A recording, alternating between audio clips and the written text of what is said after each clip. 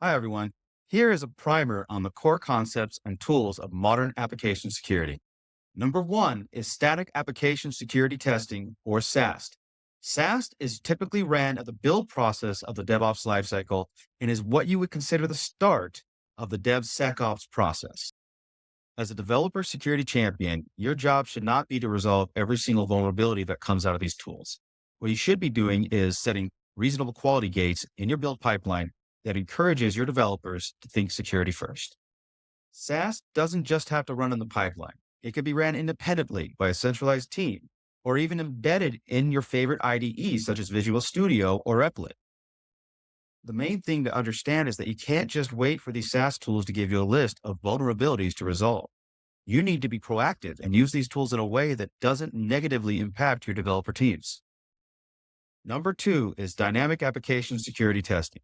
This is your binary or website scanner. It functions very much like a penetration test, and you absolutely should be using this as soon as you have a running application, be it in test or prod.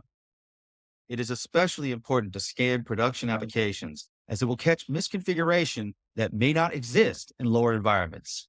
Many organizations will run quality gating before release and then continuously scan production.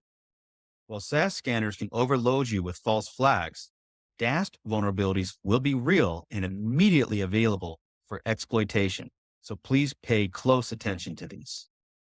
Number three is software composition analysis tools.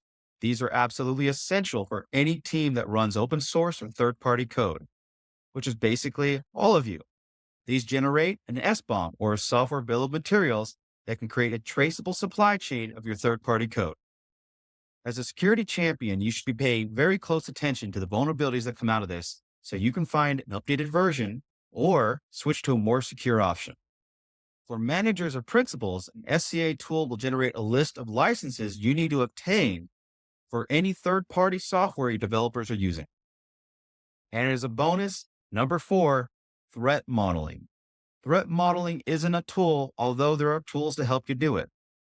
Most organizations do not have a threat modeling process, and what threat modeling means to one team can greatly differ with another. Some consider architectural review a threat model, while others treat it like a full design review and remediation process.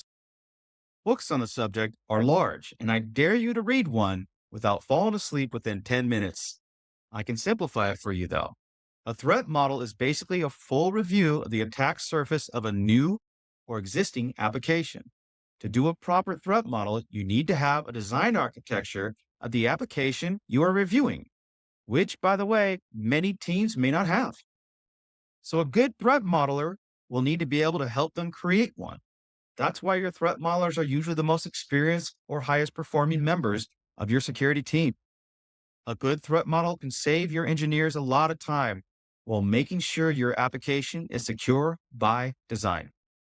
As a security champion for your developers, you cannot possibly cover every attack vector or vulnerability in your organization, and you shouldn't even try because it's a real team effort and security needs to be attacked at every level and multiple layers. Everyone needs to help each other out in order for your organization to succeed. I hope this helped. And until next time, this has been Christopher Peters. Have a great day.